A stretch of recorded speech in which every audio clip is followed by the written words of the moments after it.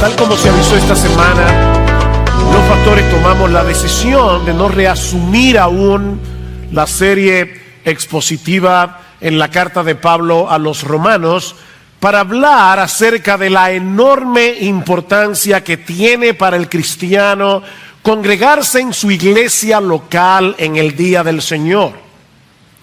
En este texto, el Espíritu Santo nos exhorta a no dejar de congregarnos como algunos tienen por costumbre. Y esa palabra que se traduce como dejar está conectada con la idea de lealtad.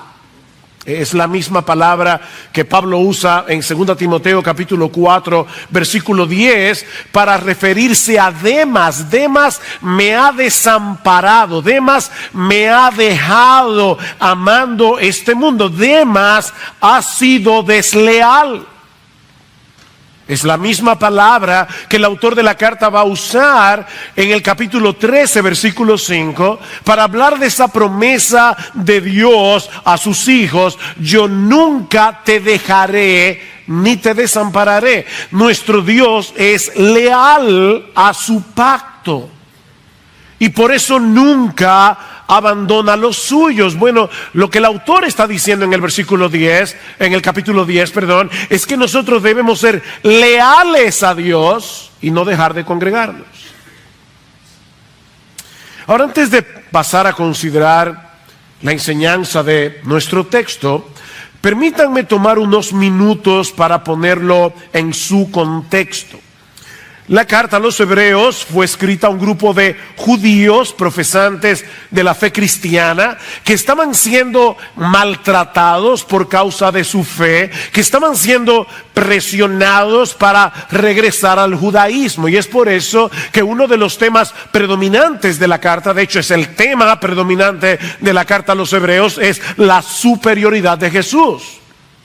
Jesús es superior a los ángeles, Jesús es superior a Moisés, Jesús es superior al sacerdocio arónico, Jesús tiene un sacrificio superior al del Antiguo Testamento. De manera, mis hermanos, que es completamente absurdo volver a las sombras del antiguo pacto cuando tenemos la realidad en la persona y la obra de nuestro Señor Jesucristo. Cristo es superior. El otro gran tema de la carta es la perseverancia en medio de las dificultades y persecuciones. Noten el versículo 23. Mantengamos firme la profesión de nuestra esperanza sin vacilar, porque fiel es el que prometió. Mantengámonos aferrados a nuestra profesión de fe, no importa lo que pase, porque nuestro Dios es fiel a sus promesas. Ahora, mis hermanos, nuestro Dios no nos ha prometido una vida sin problemas. Lo que Él ha prometido es proveernos todos los recursos necesarios para que nosotros podamos perseverar hasta el fin a pesar de los problemas.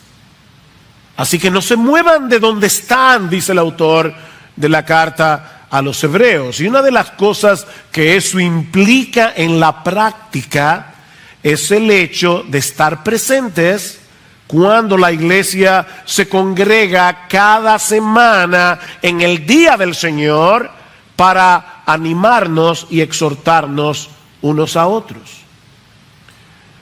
Mis hermanos, ausentarse regularmente de las reuniones de la iglesia sin una causa que lo justifique, o venir a la iglesia por una mera costumbre religiosa, o incluso tener la costumbre de llegar tarde a los servicios públicos de adoración, mis hermanos, eso es más serio de lo que muchos parecen percibir.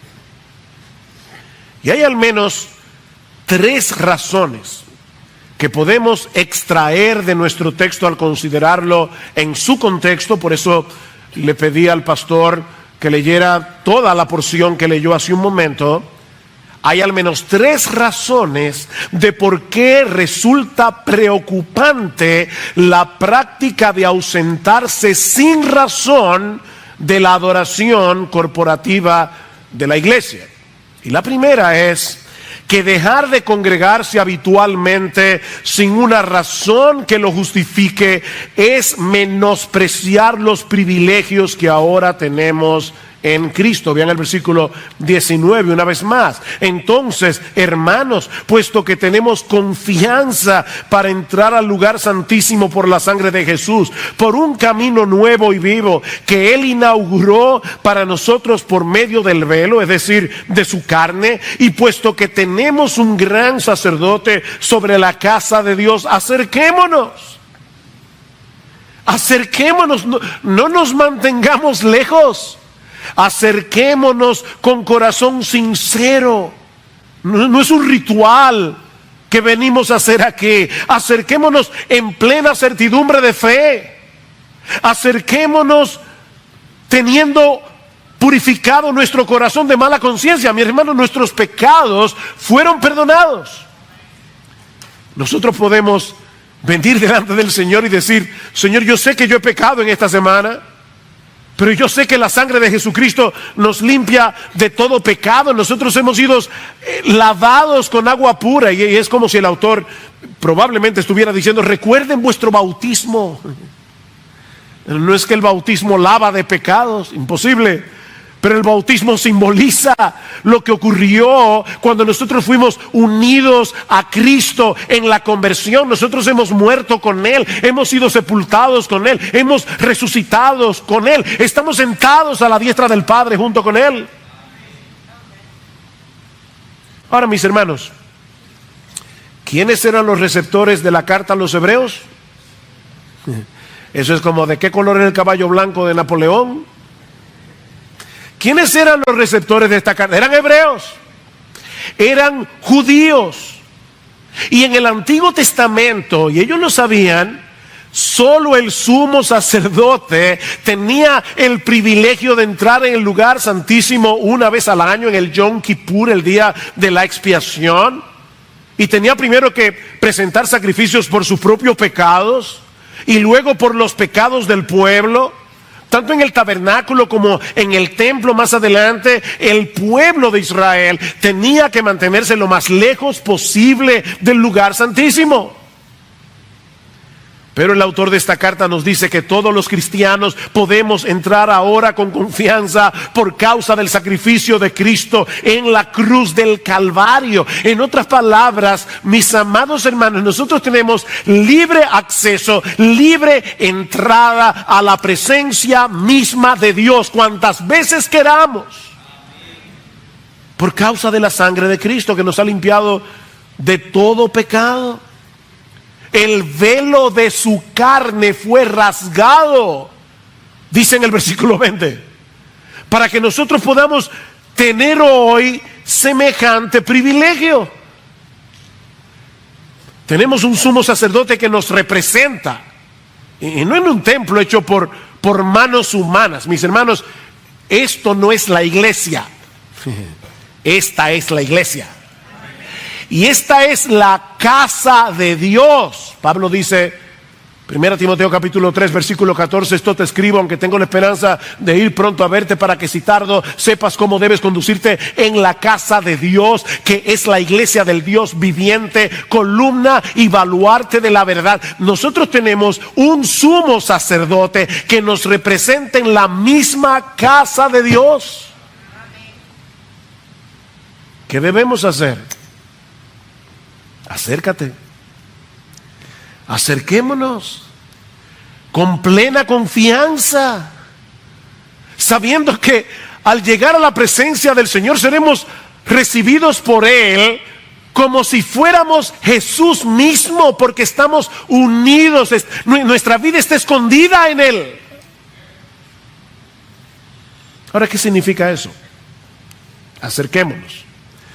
Bueno, por un lado, cada creyente de manera individual debe acercarse a Dios en comunión, en oración, en adoración, a lo largo de toda su vida.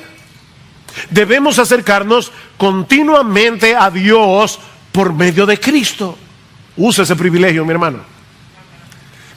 Cada vez que te postras y dices, Padre, Padre, Padre que estás en los cielos, como yo decía ayer, estábamos hablando ahí en casa de Eric y Maggie, y hablábamos del problema de este aparatito.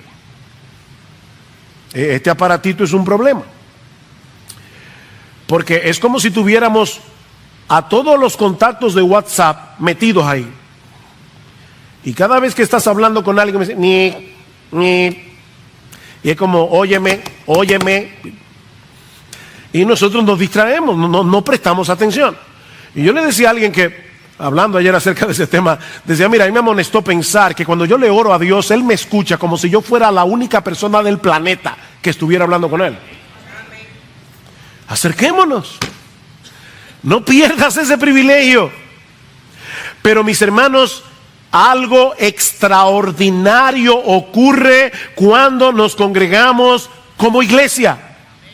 Cada uno de ustedes es templo, si son creyentes, es templo del Espíritu Santo. Y juntos somos piedras vivas que conformamos un templo espiritual en el que habita Dios. Eso es serio.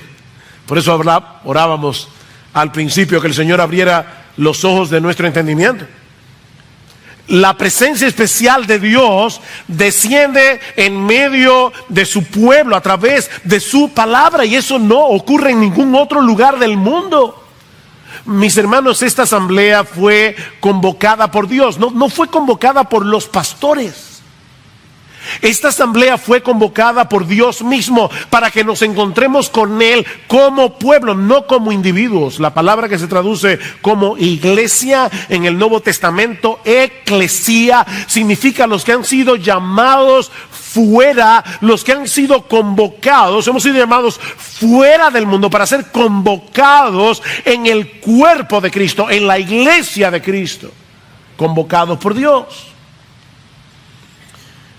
Y eso viene a ser evidente en una forma concreta cuando nos congregamos cada semana como iglesia. Dice Pablo en 1 Corintios capítulo 11 versículo 18, cuando os reunís como iglesia. Yo puedo ser parte de un equipo de básquetbol y soy parte del equipo 24/7. Cuando estoy descansando en mi casa, yo soy parte del equipo de basquetbol. Pero somos equipo cuando estamos juntos en la cancha. Yo solo no soy un equipo. Bueno, nosotros nos congregamos como iglesia. ¿Y por qué lo hacemos? Porque Dios nos ha convocado. Piensen en esto, mis amados hermanos. Cuando el sol se comenzó a levantar esta mañana, las naciones comenzaron a levantarse. Y las iglesias de Jesucristo comenzaron a adorarle. Y eso va a ser así hasta que el sol se ponga otra vez. Eso quiere decir, mi amado hermano, que nosotros ahora nos hemos unido a un gran coro que alrededor del mundo está en el mismo lugar. No, pastor, nosotros estamos en República Dominicana. Óyeme, los creyentes en China que estaban adorando a Dios quizás hace ya algunas horas, ellos estaban en la presencia de Dios. En Australia estaban en la presencia de Dios. En Estados Unidos estaban en la presencia de Dios. Y nosotros estamos en el mismo lugar, en la presencia de Dios. Así que esta es la expresión local de que somos iglesia. Pero no podemos perder de vista que también somos parte de la Iglesia Universal. Y toda la iglesia de Cristo, toda la iglesia, ha estado adorando a Dios en su presencia a lo largo de este día. De manera, mis hermanos, que esta es una reunión extraordinaria donde ocurre algo extraordinario.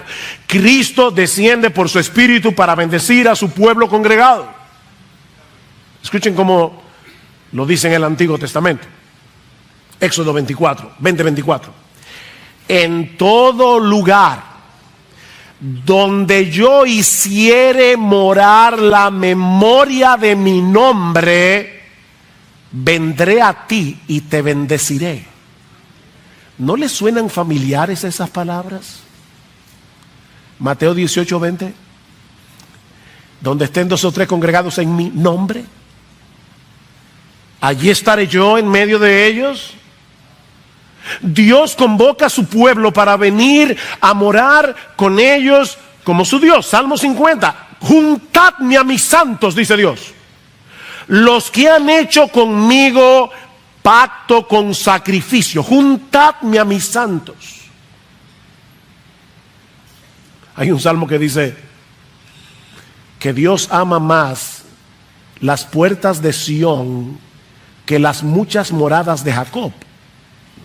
¿Y eso qué significa? Bueno, Dios ama a cada familia de aquí. Dios ama a cada familia de esta iglesia. Pero Dios ama más cuando ve a su pueblo junto en armonía, congregado en su presencia. Eso regocija el corazón de Dios.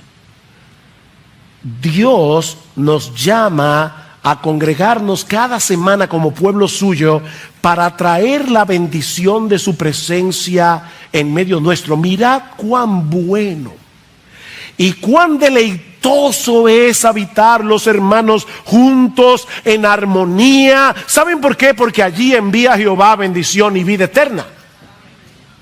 Allí envía Jehová. Déjenme, yo espero asombrarlos un poco, porque para mí fue una bendición esta mañana. Yo ahora mismo estoy lidiando con mi garganta y no puedo cantar a todo pulmón. Tenía que estar controlando la voz para poder predicar. Pero pensar en esto fue sorprendente para mí. Miren, mis hermanos, esta reunión es tan extraordinaria que Cristo mismo viene y se hace presente entre nosotros cuando su palabra es predicada. Y Él está caminando en medio de los 7 candeleros de oro, aplicando la palabra por su espíritu. Pero no solo eso. Él canta junto con nosotros cuando entonamos nuestras alabanzas al Padre. Oigan lo que dice Hebreos capítulo 2, versículo 11. El autor está allí diciéndonos que Cristo no se avergüenza de llamarnos sus hermanos. Y para probar el punto cita el Salmo 22. El mismo salmo que comienza diciendo: Dios mío, ¿por qué me ha desamparado? Termina con una nota de victoria y dice: anunciaré a mis hermanos tu nombre, dice el Mesías. En medio de la congregación te alabaré. Y el texto dice literalmente: en medio de la iglesia te cantaré himnos de alabanza. Cristo, el Señor Jesucristo, está en medio nuestro cuando nos congregamos en su nombre, moviéndonos por su espíritu a cantar alabanzas a Dios y al mismo tiempo uniéndose a nosotros mientras cantamos. Eso es sorprendente. Dice Juan Calvino: Cristo nos anima con su propio ejemplo a celebrar públicamente las alabanzas a Dios con el fin de que sean escuchadas por tantos como sea posible. Y ahora escuchen, cuando escuchamos que Cristo dirige nuestros cantos, no era Alberto, él era un instrumento de Cristo, pero el verdadero líder de alabanza en la iglesia no es un ser humano, es Jesús. Dice Calvino, Cristo nos anima, dice, cuando escuchamos que Cristo dirige nuestros cantos y que es Él quien inspira nuestros himnos, contamos con un poderoso incentivo que nos anima a rendir alabanzas más fervientes. Y Mike Cosper dice: las canciones que cantamos, las oraciones que oramos, la fe que confesamos, todo esto no es más que un eco y un amén a la perfecta adoración a Dios que le ofrece su Hijo.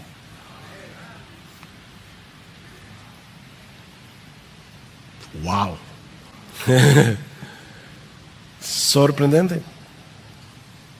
Cuando nos congregamos como iglesia, mis hermanos, tenemos que elevarnos por encima de las realidades físicas que nuestros ojos ven a las realidades espirituales que solo podemos contemplar con los ojos de la fe. Jesús está aquí. ¿Tú crees eso? Jesús está aquí, moviéndose en medio nuestro por su Espíritu para alabar a Dios, junto contigo y conmigo, uniendo su voz a la nuestra mientras cantamos. Y cuando su palabra está siendo predicada por un ser humano que se puede equivocar, que es imperfecto, Él habla a sus ovejas. Mis ovejas oyen mi voz. ¿A través de quién? El que a vosotros oye, le dijo Cristo a sus discípulos, a mí me oye. Y el que a vosotros desecha, a mí me desecha. No, olvídense del predicador. Es Cristo que está hablándole a su pueblo. Mis hermanos, ustedes se dan cuenta de lo que implica que un creyente decida, no por ninguna razón, decida dejar de congregarse habitualmente con el pueblo de Dios, o que llegue tarde a esta reunión porque no se preparó adecuadamente. Dios nos convocó porque necesitamos a Dios. Él no nos necesita a nosotros. Él nos convocó para bendecirnos porque tú y yo lo necesitamos. Eso es serio, muy serio. Mis hermanos, créanme, yo creo que solo Dios y mi esposa saben la carga pastoral con la que yo he venido al púlpito hoy. Yo creo de verdad que muchos de nosotros hemos pecado. De verdad, hermanos, y reciban esta amonestación en amor. Hemos pecado. Ya sea por dejar de congregarnos, ya sea por venir religiosamente, ya sea por llegar tarde, hemos pecado. Necesitamos que Dios abra nuestros ojos como hizo con Giesi, el criado de Eliseo, para que podamos ver en la sencillez de esta reunión. La iglesia no tiene que ser espectacular. Yo creo de hecho que una iglesia espectacular desvía la atención. Los puritanos decían, el culto debe ser lo más simple posible para que la atención sea centrada en Dios. Esto no es un espectáculo, esto no es un culto tipo Disney.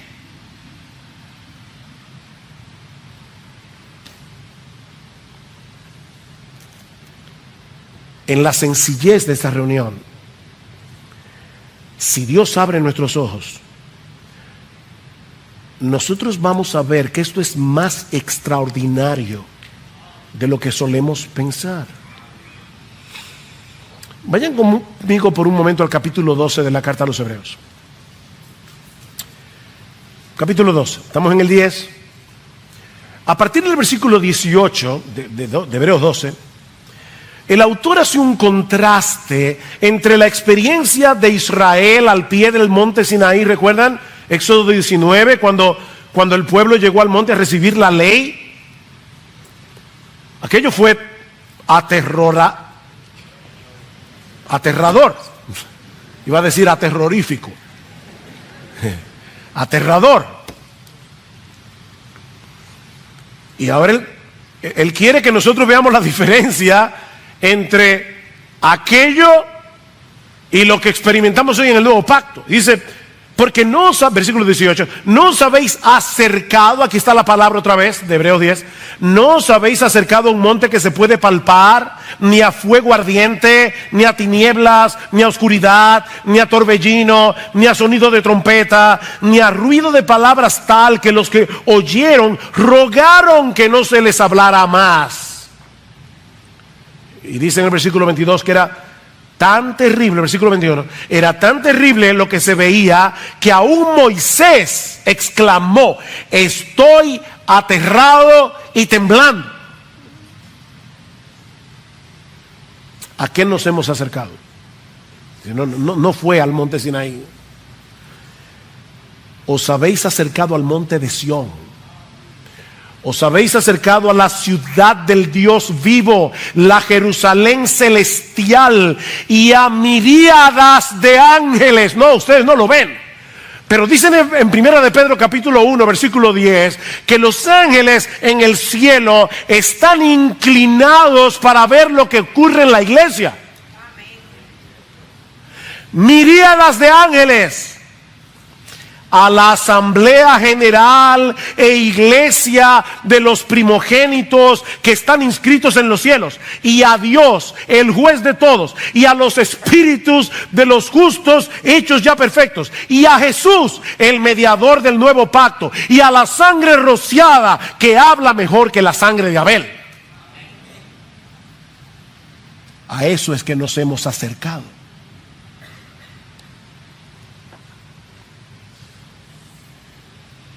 En otras palabras, lo que los judíos experimentaron en el Sinaí no era más que la sombra de una realidad más sorprendente.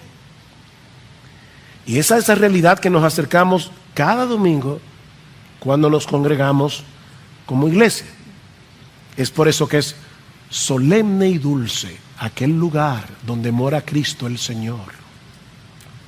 Cantábamos hace un momento.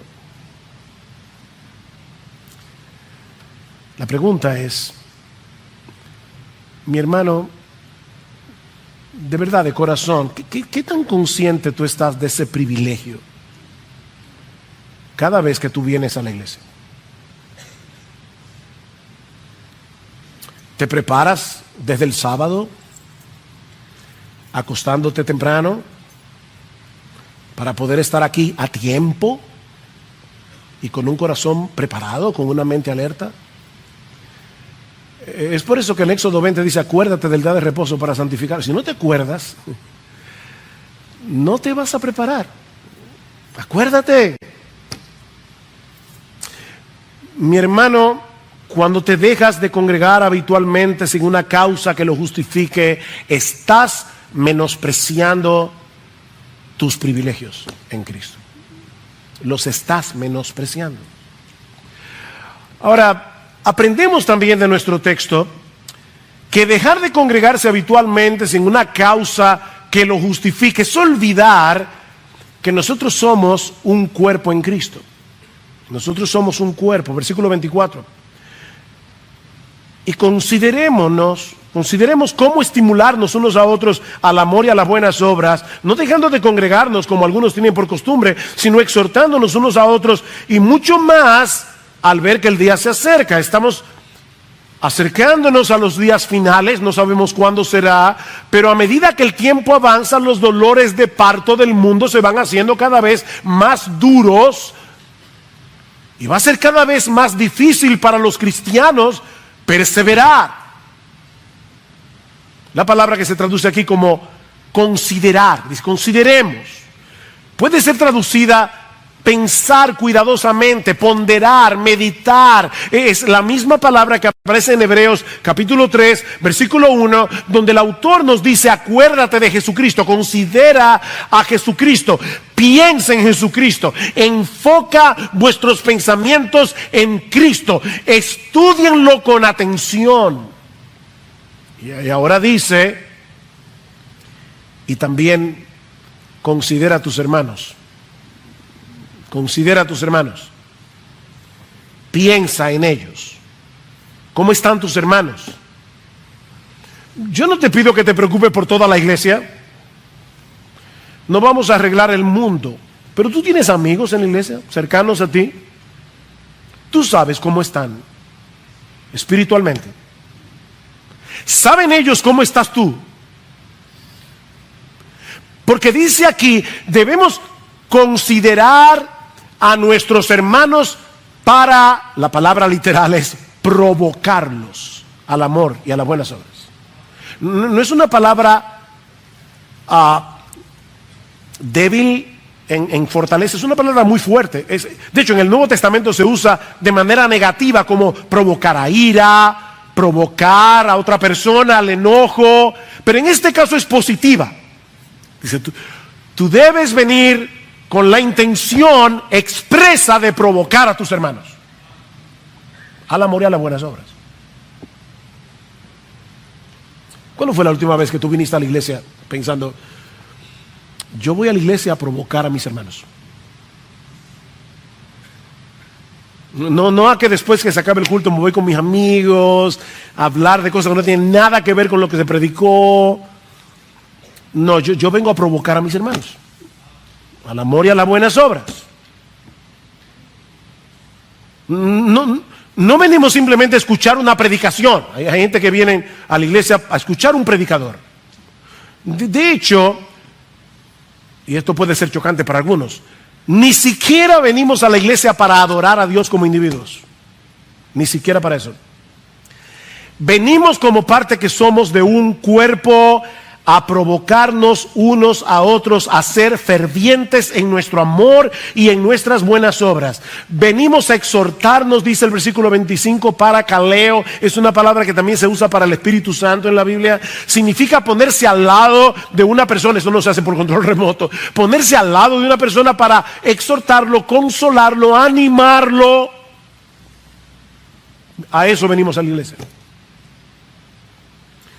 ¿Se dieron cuenta que el autor de la carta no dice, no se dejen de congregar para que adoren? No, no se dejen de congregar para que se exhorten. Los que se van rápido de la iglesia, escuchen cuando termine el culto. Porque ellos vinieron a escuchar a un predicador. Mi hermano, quédate un rato y anima a tus hermanos, que algunos están desanimados. Algunos están seriamente pensando tirar la toalla, que no pueden más. Y nosotros venimos a eso. No debemos venir al culto con una mente individualista. Yo espero que los cantos de alabanza sean de mi agrado y el estilo de música, para yo poder tener tranquilo, sin que me molesten, mi tiempo de adoración a Dios. Y por supuesto, también vine a ver si el predicador me dice algo que me ayude en lo que yo necesito.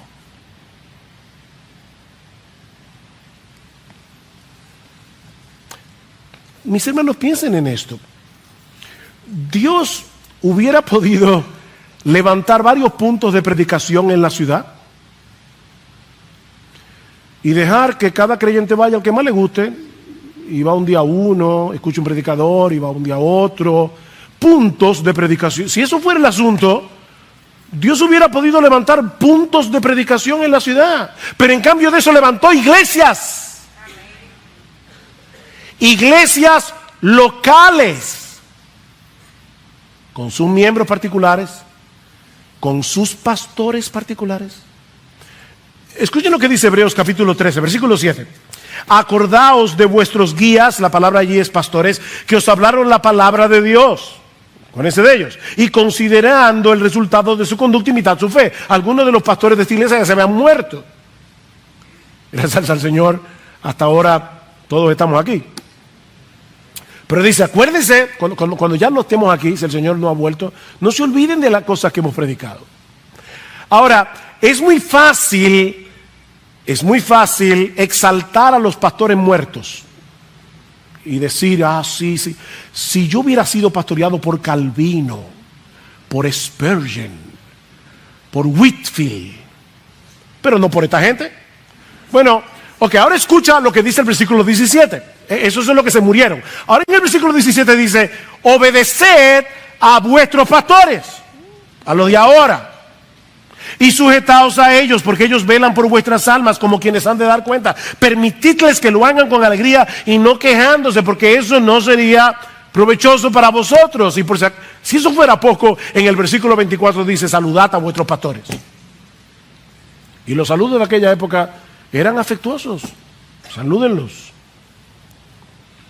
Es en ese contexto que el Espíritu Santo nos exhorta a no dejar de congregarnos, para que podamos animarnos unos a otros, incluyendo, asómbrense otra vez, al mismo pastor. ¿Cómo así?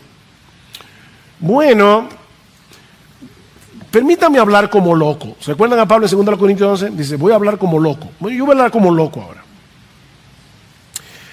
¿Alguna vez tú te has detenido a considerar lo que significa para un pastor preparar un sermón cada semana? Miren, mis hermanos, créanme, nosotros pasamos horas y horas y horas estudiando el pasaje, orando por el pasaje, orando por ustedes, agonizando muchas veces para preparar el sermón. Y yo no estoy usando la palabra agonizar para sonar dramático. Es la misma palabra que usa Pablo en Colosenses capítulo 1, versículo 29 y en Colosenses capítulo 2, versículo 1. Pablo dice, yo agonizo por vosotros. Y en Gálatas capítulo 4, versículo 19, Pablo dice, yo sufro dolores de parto. Todas las semanas nos pasamos sufriendo dolores de parto para preparar un sermón. ¿Y saben lo mejor de esto? Que el lunes estamos en cero otra vez. Esta es una tarea difícil, decía un gran predicador ya de australiano, ya murió. Él decía, mira, los años más difíciles de un predicador son los primeros 50 años. Ese es el tiempo más difícil, los primeros 50 años. Mis amados hermanos, no nos anima al amor y a las buenas obras que los miembros de la iglesia, por cualquier quítame esta paja, decidan no venir. Esposas, ustedes le prepararon una cena a su marido con velas, una carne preparada como él le gusta, término 3/4. Y que hace hambre. Y de repente él te llama, tú estás ahí esperando a tu marido. Mi amor, quería decirte que me quedé comiendo en casa de mami. Yo creo que tú vas a querer quemarlo con las velas. Bueno, de verdad, mis hermanos, ahora hablo en serio. Hablo en serio. ¿Es desanimante para el pastor? De verdad que es desanimante. Y se lo digo por experiencia. No, pastor, pero yo lo escucho por internet. Oh.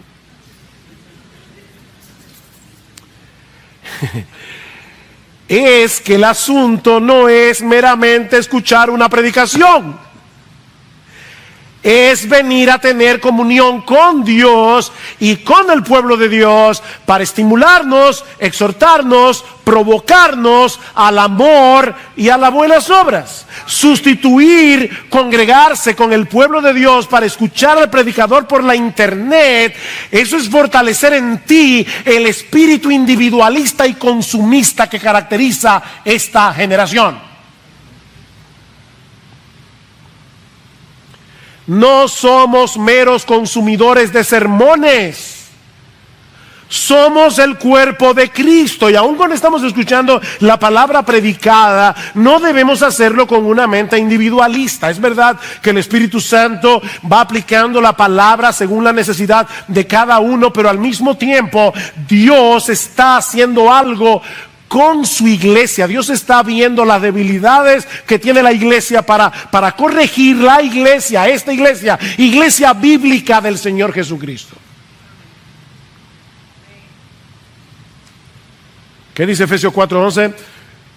Cristo mismo llama a pastores, los cuales equipan a los santos para que los santos hagan la obra del ministerio. Eso es lo que estamos haciendo aquí. Estamos equipándolos para que ustedes puedan hacer mejor la labor de provocarse al amor y a las buenas obras, exhortarse unos a otros. Y de hecho, aún hasta cuando cantamos alabanza, lo hacemos para los demás. Colosenses 3:16. La palabra de Cristo more en abundancia en vosotros, exhortándoos y animándoos unos a otros, cantando con gracia al Señor, con salmos, con himnos y cánticos espirituales. Por fin, ¿nosotros le cantamos al Señor o nos cantamos unos a otros? Sí. Mientras cantamos el Evangelio, nos estamos instruyendo, animando, provocando al amor y a las buenas obras. Estamos cantando para Dios y para los demás. Por supuesto, el culto congregacional no es el único contexto en que nosotros podemos y debemos hacer todo eso, amarnos, provocarnos, amonestarnos, exhortarnos. Es por eso que debemos hacer hincapié en el hecho de que cada miembro de iglesia bíblica del Señor Jesucristo pertenezca a un grupo pequeño. Mi hermano, yo quiero exhortarte de todo corazón a que pertenezcas a un grupo pequeño, pero lo que sucede en esos grupos no es más que una extensión de lo que sucede los domingos cuando nos congregamos como iglesia. Es una extensión. La palabra predicada no se equipa para ministrarnos unos a otros. Pablo dice en 1 Tesalonicenses 5:14, os rogamos, hermanos, no pastores, que amonestéis a los ociosos, que alentéis a los de poco ánimo, que sostengáis a los débiles, que seáis pacientes para con todo. Todo eso está aquí en la iglesia. Ociosos, gente desalentada, gente débil. Ven a congregarse con la conciencia de que tus hermanos te necesitan y de que tú necesitas a tus hermanos. El cristianismo no se hizo para vivir en aislamiento. Pero hay una tercera enseñanza que veremos más brevemente, y es quizás la más sobria del texto. Y es el hecho de que dejar de congregarse habitualmente sin una causa que lo justifique puede ser un síntoma de que tú vas camino a la apostasía. De que tú vas camino a la apostasía. Mi hermano, ¿por qué debemos provocarnos y exhortarnos unos a otros? ¿Cuál es el propósito? Bueno, el autor de la carta a los Hebreos ya lo dijo en el capítulo 3. Mirad, hermanos, que no haya en ninguno de vosotros corazón malo de incredulidad para apartarse del Dios vivo. Niños, eso es lo que significa la palabra apostasía, apartarse de Dios. Dice, que no haya en ninguno de vosotros corazón malo de incredulidad para apartarse del Dios vivo. Antes, exhortaos los unos a los otros cada día, entre tanto que se dice hoy, para que ninguno de vosotros se endurezca por el engaño del pecado. Entre tanto que se dice hoy, es decir, cuando todavía hay tiempo de rescatarlo. Y ahora en Hebreos 10 dice, vengan a la iglesia a hacer eso. Miren, mis hermanos, dejar de congregarse suele ser la primera evidencia pública de que una persona se está apartando de Dios. Mantengamos firme sin fluctuar la profesión de vuestra esperanza, porque fiel es el que prometió, dice en el capítulo 10. Y luego acá a partir del versículo 26 viene la exhortación más dura que hay en todo el Nuevo Testamento en contra de la apostasía. Ven, nuestro texto está en un sándwich. Mantengamos nuestra profesión. Cuidado con la apostasía, no te dejes de congregar. ¿Ven el punto?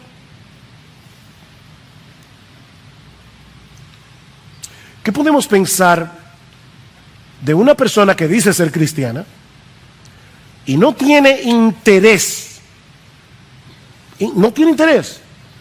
en acercarse a la presencia especial de Dios en medio de su pueblo? No le importa. ¿Qué podemos pensar de alguien que dice ser cristiano, pero no le interesa estar en el lugar donde Cristo se hace presente para alabar a Dios junto con nosotros y ministrarnos con su palabra? No me interesa. ¿En qué condición se encuentra una persona que profesa ser cristiana, pero que no anhela tener comunión con aquellos que han sido redimidos por la misma sangre, con quienes comparte la misma fe, la misma esperanza, el mismo Salvador, y el mismo destino. ¿Qué podemos pensar? ¿O qué podemos pensar de alguien que habitualmente llega tarde a la iglesia congregada? Yo entiendo, hablábamos en el carro cuando mi esposo y yo teníamos 3 niños pequeños, yo entiendo que hay cosas que pasan. Tú sales de la casa con tu niño cambiadito, ¡bah!, a cambiarlo otra vez. Esas cosas pasan, entendemos eso. Aquí estamos hablando de simplemente llegar tarde porque no te preparaste, porque llegaste tarde, porque para ti no era importante lo que estaba sucediendo aquí. Tú no tenías en mente que venías a encontrarte con el Rey de Reyes y con el Señor del Universo. No lo tenías presente y llegaste tarde. Y habitualmente llegas tarde. ¿Qué está indicando eso del concepto que esa persona tiene del Dios que nos ha convocado? Bueno, en el mejor de los casos, podemos decir que es una persona que está en una condición espiritual deplorable, seguro. Pero puede ser también que se esté engañando a sí mismo y que crea que va camino al cielo cuando va camino al infierno.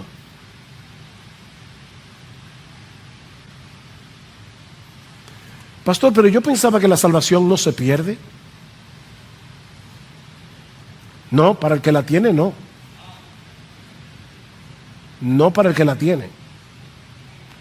Cristo dice claramente en Juan 10, 27 al 30, mis ovejas oyen mi voz y yo las conozco y me siguen y no perecerán jamás, ni nadie las arrebatará de mi mano. Mi Padre que me las dio es mayor que todos y nadie las puede arrebatar de la mano de mi Padre. Yo y el Padre somos uno. No, nadie se puede separar del amor de Cristo. Mateo 7:21, no todo el que me dice Señor, Señor, entrará en el reino de los cielos, sino el que hace la voluntad de mi Padre que está en los cielos. Muchos me dirán en aquel día, Señor, Señor, no profetizamos en tu nombre y en tu nombre echamos fuera demonios y en tu nombre hicimos muchos milagros, y yo les declararé, yo nunca os conocí. Noten, yo nunca os conocí, ni siquiera cuando ustedes estaban haciendo milagros, profetizando y todo lo demás. Yo nunca os conocí, nunca fueron míos, apartaos de mí, hacedores de maldad. La salvación no se pierde para el que la tiene. Salieron de nosotros, pero no eran de nosotros, 1 Juan 2:19, porque si hubiesen sido de nosotros, habrían permanecido con nosotros, pero salieron de nosotros para que se manifestase que no todos son de nosotros. Y en esta misma carta, el texto termina diciendo en el versículo 36, porque tenéis necesidad de paciencia para que cuando hayáis hecho la voluntad de Dios obtengáis la promesa, porque dentro de muy poco tiempo el que ha de venir vendrá y no tardará, mas mi justo vivirá por la fe, y si retrocede mi alma no se complacerá en él. Pero nosotros no somos, nosotros los cristianos, no somos de los que retroceden para perdición, sino de los que tienen fe para la preservación del alma. Pastor, pero si la salvación no se pierde, ¿por qué hay tantas advertencias en el Nuevo Testamento en contra de la apostasía, en cartas dirigidas a cristianos? Bueno, en primer lugar, porque estas cartas fueron dirigidas a cristianos profesantes. Los autores del Nuevo Testamento no presuponían que todos los que decían ser cristianos lo eran en verdad. Y estas advertencias nos ayudan a examinar la genuinidad de nuestra fe. Una persona que está viviendo como un incrédulo corre un grave peligro si cree que va camino al cielo. Y estas advertencias pueden ser el medio usado por Dios para despertarlo de tal manera que la persona se arrepienta cuando todavía hay tiempo. Pero en segundo lugar, este tipo de advertencia es uno de los medios que Dios usa para preservar a los suyos y moverlos a perseverar. Mis hermanos, no olviden, Dios es soberano, pero el hombre es responsable. Así como los textos que nos invitan a la fe y al arrepentimiento son usados por Dios para que los elegidos crean y se arrepientan, así también estos textos son usados por Dios para que los elegidos perseveren y fructifiquen.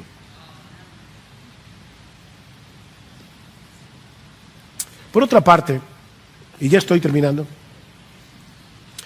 también estoy consciente, yo nunca recuerdo 3 cosas. No recuerdo cuando estoy aquí en el púlpito. La primera es que me están traduciendo al inglés, y lo siento por los traductores. No recuerdo que están haciendo lenguaje de señas, Y no estoy pendiente a que están transmitiendo esto por internet, pero hoy sí.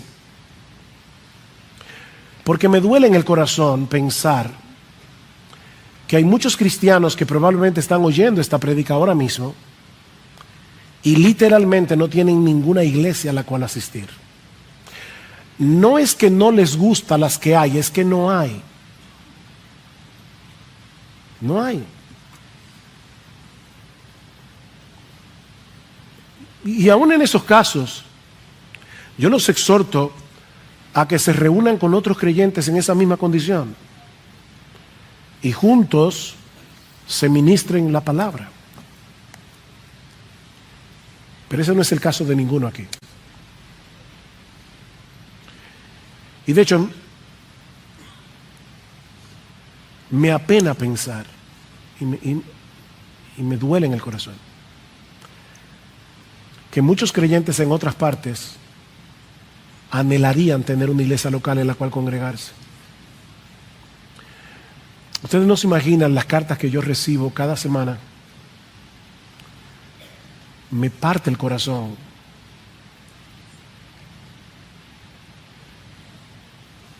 Y muchos que sí la tienen, no la aprecian. O por lo menos no parecen apreciarla.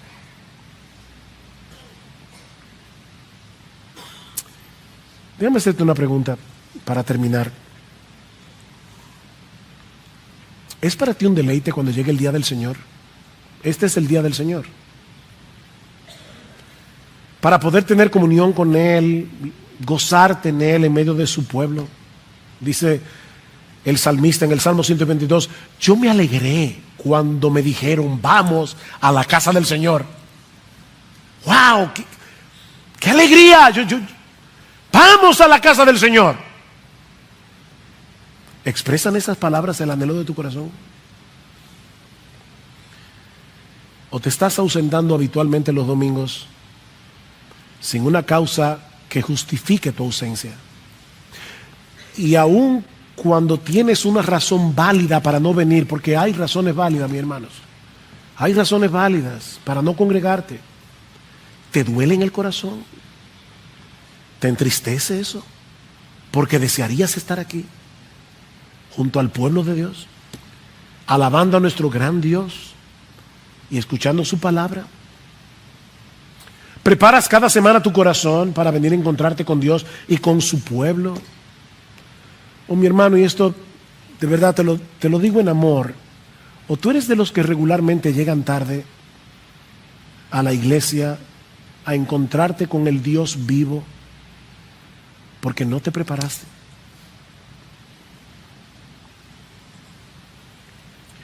Miren, yo supongo que todos aquí tenemos varias cosas que revisar.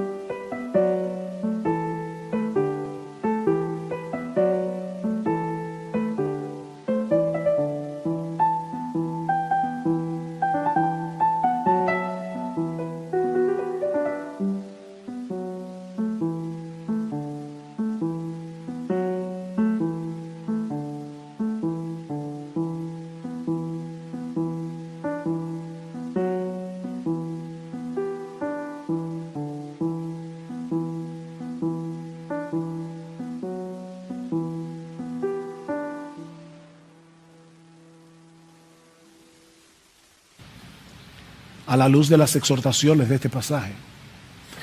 Pero no sin antes olvidar que la vida cristiana es una vida de arrepentimiento y fe. No te quedes postrado por el peso de la culpa. Esa no es mi intención en esta mañana.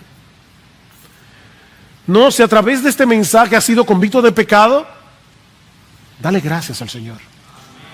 Oh Señor, gracias, mi corazón no se ha endurecido contra ti, gracias. Pídele perdón al Señor, aferrándote a su promesa de que si confesamos nuestros pecados, Él es fiel, Él es justo para perdonar nuestros pecados y limpiarnos de toda maldad. Esos pecados de dejar de congregarte, de llegar tarde, fueron cargados por Cristo en la cruz. Eso no es para que sigas llegando tarde. Eso es para que te animes a venir a tiempo, agradecido por el perdón. Es por eso que hoy yo quiero hacer algo un tanto extraño. Yo quisiera de verdad terminar este mensaje dando unos minutos en silencio para que cada uno en la presencia de Dios examine su corazón a la luz de todo lo que hemos hablado hoy. Que pidas perdón en lo que tienes que pedir perdón, que creas en el perdón recibido por el Espíritu de Dios, aplicando la sangre de Cristo que nos limpia de todo pecado, y que en dependencia del Espíritu Santo, todos aquí hagamos la resolución de corregir lo deficiente para la gloria de Dios, para el bien de nuestras almas y para el bien de la iglesia.